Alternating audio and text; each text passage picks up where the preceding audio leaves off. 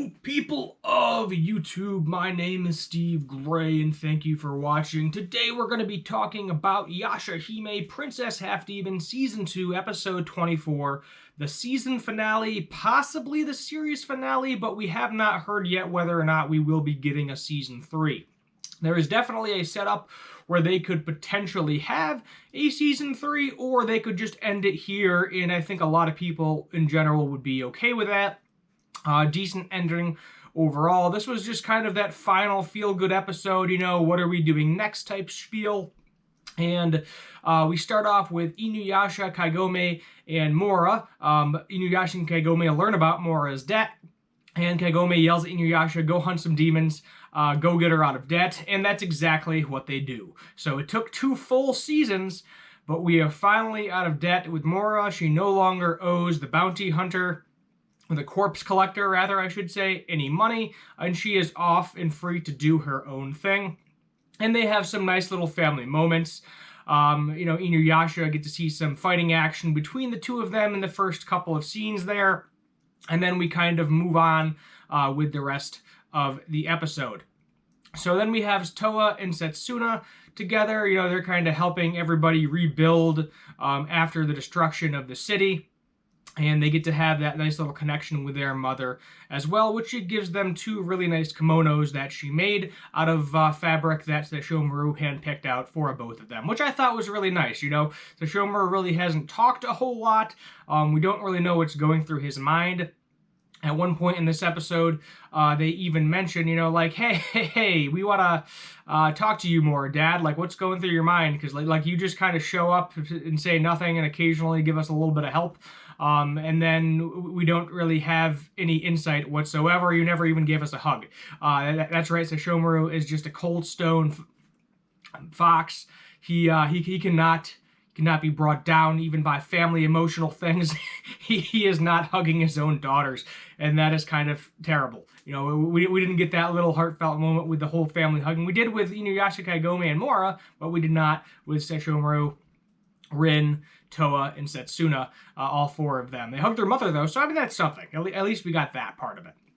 So then we have this nice little scene where all 3 girls are on the beach, and they're wondering, more information about Sesshomaru, and then Mora comes up and be like, look, I know he doesn't say a lot, I know he doesn't interact a lot, but your dad loves you. As much as he doesn't say anything, he loves you. He did all of this to make you stronger. He didn't think you were going to die along the process. He thought you would be fine, but he gave you this because he knew that you two, being his daughter, you were going to have enemies, basically. You were going to have enemies, and he did this out of love.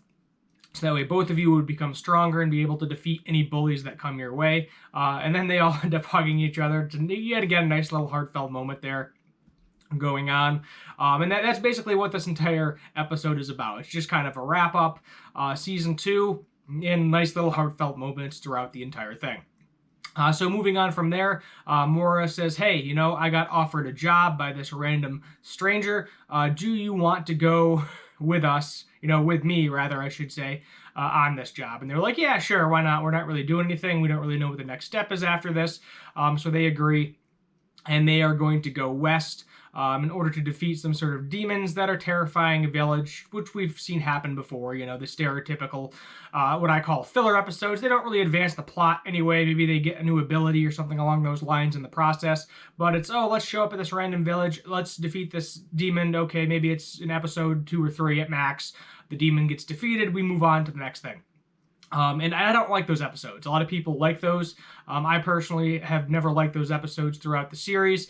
They pretty much almost made me exclusively hate Season 1 when they started doing that kind of fillerish episode after episode after episode after episode. If you go back and look through my reviews, you can clearly see my annoyance.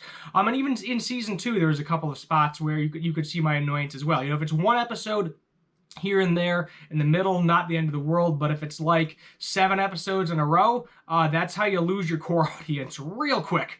And I was getting to the point where I was like, I'm about to stop reviewing this because this is getting super annoying and I hate it. And I'm kind of thankful I stuck along because I did enjoy the series overall so far, both Season 1 and Season 2. Let's just continue with the episode. So after that, as I said, heartfelt moments. They say goodbye to Rin, say goodbye to Sesshomaru, say goodbye to everybody. The bounty hunters, demon slayers, whatever you want to call them, they're going to be off training some more.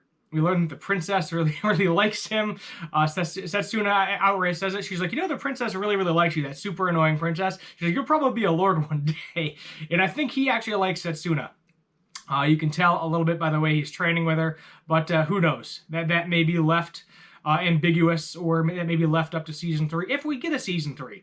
I think, honestly, just based on the preview for episode 23 and the way this episode ended, I don't know if we'll get a season 3, but it seems like there's a setup for one, if that makes sense. I mean, everything kind of got wrapped up that was, initially in season 1. All of the major plot points are done.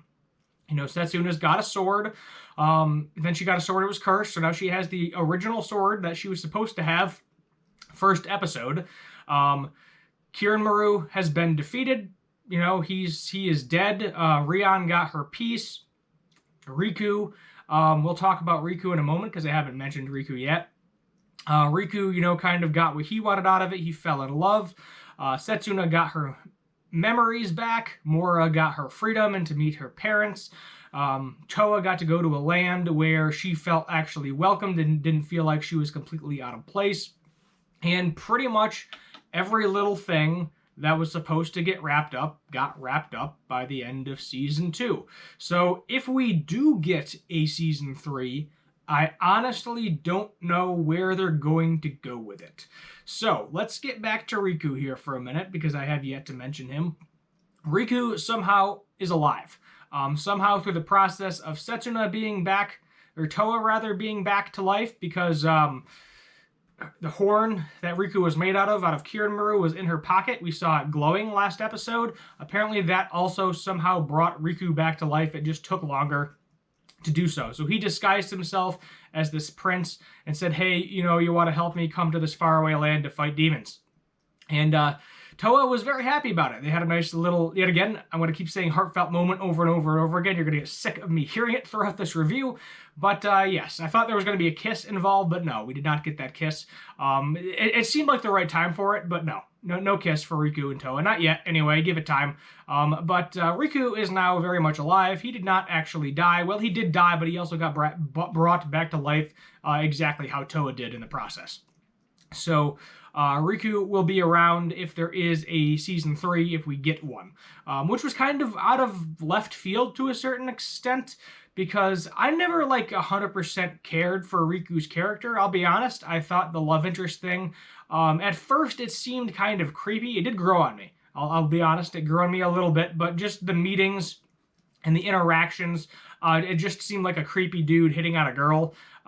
So it was kind of like, meh, not the best, but she warmed up to him, I guess, so it kind of worked out to a certain extent. Obviously, it's going to be awkward when two people first meet each other if they're going on a date or whatever, but it just seemed like they didn't click whatsoever, I guess, when they first met off. It seemed like, it was like one of those stereotypical, hey, how are you doing? And the girl is like, no, not interested, go away. And the dude just keeps talking, thinking he's going to get somewhere. And then she's just like, no, like, I'm going home, you stay here, goodbye, I never want to see your face again, type of deal. At least that's how it seemed like the initial interaction between the two characters. But they grew, as I said, the character development throughout it. Riku has a tan now, so maybe that's what it is. Riku's got the tan. He's got a new look to him, so it's doing it for Toa. Who the heck really knows? But overall, this episode, we'll give it like a 7 out of 10. I mean, it wasn't really amazing. It wasn't as good as last episode. In all honesty, if they extended last episode a few more minutes to do a general wrap-up, they could have just ended there. There wouldn't have really been a need for an episode 24. As I said a million times, it's just kind of a nice little feel-good episode, if we never get a season 3, not the end of the world. If we get a season 3, cool. But at the same time, everything's wrapped up with a nice little bow on top of it. So none of the fans are really going to be all that butthurt in the process if we do not get that season 3, which at this point, I don't think it needs to happen. Maybe they can do another spin-off series. It ultimately depends on how well this is reviewed in Japan. Maybe we'll get a movie or something, like a one-off movie, because I know there are a couple of Inuyasha movies. Yet again, still not have watched Inuyasha the series. Maybe it's time I go back and do that. Review-wise, I've been doing this YouTube channel for about, like, pushing 3 years now, just doing the anime content and the guitar content separately. And subscriber-wise, I'm not where I want to be. I'm just going to be, outright with it. So I might keep making videos. You may see a video pop up here and there. Review-wise, I don't know. I don't know if I'm going to just keep doing review videos or just keep doing like clips and memes, things along those lines. If a show that I have been reviewing, like Dr. Stone, Rick and Morty, My Hero Academia, Final Space, if that ever comes back, Yashahime, if we do get a season 3. Ray Zero, One Punch Man, Harley Quinn, I think multiple different shows I've reviewed throughout the course of the time I've been on YouTube. I probably will come back in order to review those shows, but expect that this channel may slow down because I think I need to start doing something else, because clearly this isn't working to where I want it to be. And I've read it before, I've seen it again. They say give it your all, give it a try for 3 years. If it doesn't work out after 3 years, you might want to move on to something else. Now, it doesn't mean I didn't have fun. I do enjoy some of the videos, not all of them. I do enjoy some of them, but at the same time, for the people that do watch every single one of my videos, it's just not where I want it to be. I was expecting to be 1,000+ subscribers, at the very least making a little bit of money. I'm not saying a huge amount, a couple of pennies would give me some initiative to do a little bit more, but I think we're just going to leave it at that. So if I do make a concrete change or I decide to just stop it altogether, I will make a video to let everyone know for the subscribers that have stuck around the entire time.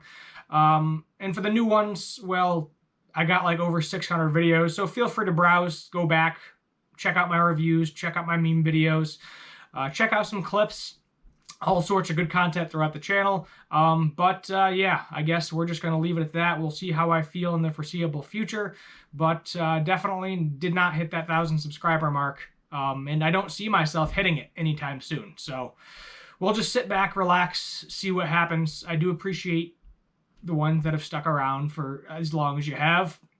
But my name is Steve Gray. Thank you for watching, and as always, have a good one.